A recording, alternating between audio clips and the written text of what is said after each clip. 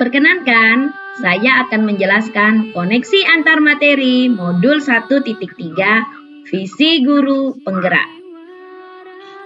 Perkenalkan, nama saya Siti Aisyah Zumiroh SPD, CGP Angkatan 5 Kabupaten Bangka dari SMA Negeri 1 Sungai Liat.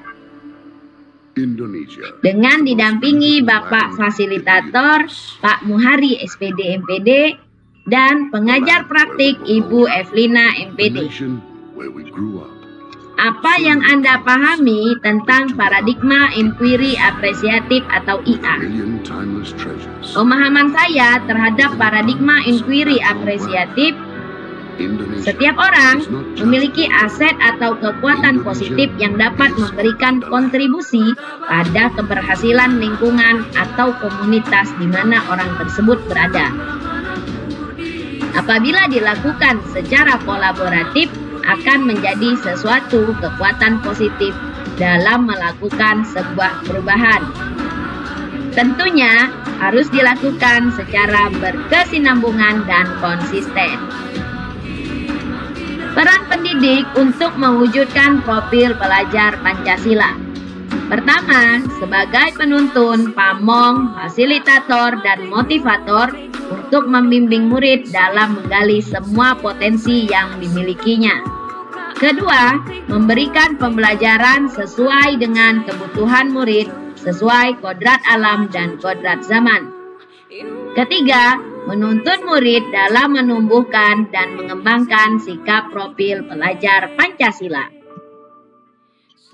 Sebagai seorang guru yang mendidik, apa yang harus Anda lakukan berdasarkan konsep IA dan profil pelajar Pancasila dalam mewujudkan murid yang berakhlak terpuji, prestasi oke? Yang harus saya lakukan pertama, memahami bahwa setiap murid memiliki bakat, kemampuan, dan kekuatan yang bisa dikembangkan. Kedua, menggunakan paradigma inquiry apresiatif atau IA dengan tahapan bagja sebagai pendekatan untuk mewujudkan visi. Ketiga, menjadikan profil pelajar Pancasila sebagai pedoman dalam melaksanakan pembelajaran.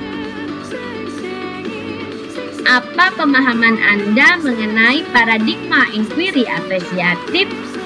Mungkin selama ini yang lebih sering kita bicarakan adalah sisi lemah kita, atau mungkin sisi negatif, ataupun sisi kekurangan kita. Lalu, apa yang lebih banyak kita nilai? Keburukankah? Atau sebuah kebaikan? Inquiry apresiatif atau IA terdiri dari dua kata. Yang pertama inquiry dan apresiatif. Inquiry memiliki arti terbuka dalam potensi dan kemungkinan baru. Apresiatif berarti menyadari kekuatan atau potensi di masa lalu atau masa sekarang.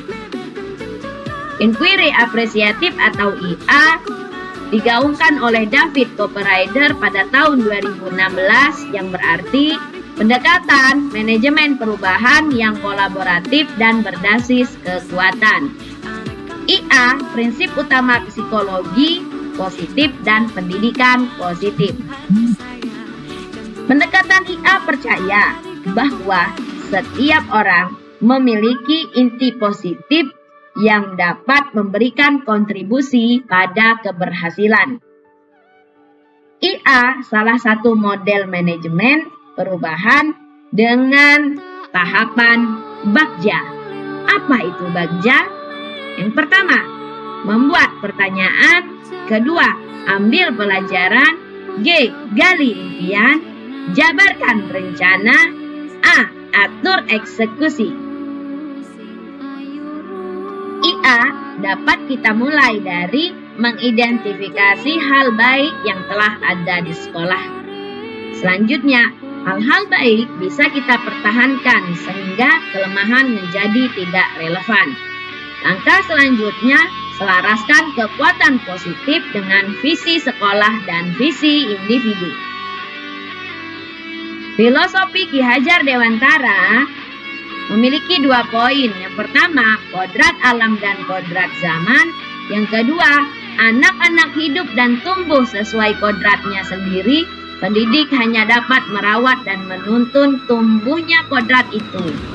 Bagaimana paradigma IA yang berkaitan dengan 2 poin dari KHD tersebut? Yang pertama, melihat kodrat diri anak yang berhubungan dengan kodrat zaman. Lalu kita ambil nilai positifnya, kita selaraskan ya dengan kurikulum Merdeka Belajar dengan mengutamakan kearifan lokal. Selanjutnya, tuntun dan arahkan kodrat itu sehingga bermanfaat bagi diri anak itu sendiri dan masyarakat. Pendidik tidak hanya sebagai fasilitator dan motivator, tetapi juga sebagai mitra bagi peserta didik. Selanjutnya, bisa menumbuhkan nilai-nilai positif. Sesuaikan dengan kodrat alam dan zaman anak, sehingga terlahirlah manusia merdeka memiliki profil pelajar Pancasila. Selanjutnya, bagaimana Anda memanfaatkan paradigma IA untuk mewujudkan 2 poin Ki Hajar Dewantara tersebut? Pertama, percaya bahwa setiap anak memiliki inti positif atau potensi positif untuk mencapai sebuah keberhasilan. Selaraskan visi dengan kekuatan positif tersebut untuk mewujudkan murid merdeka.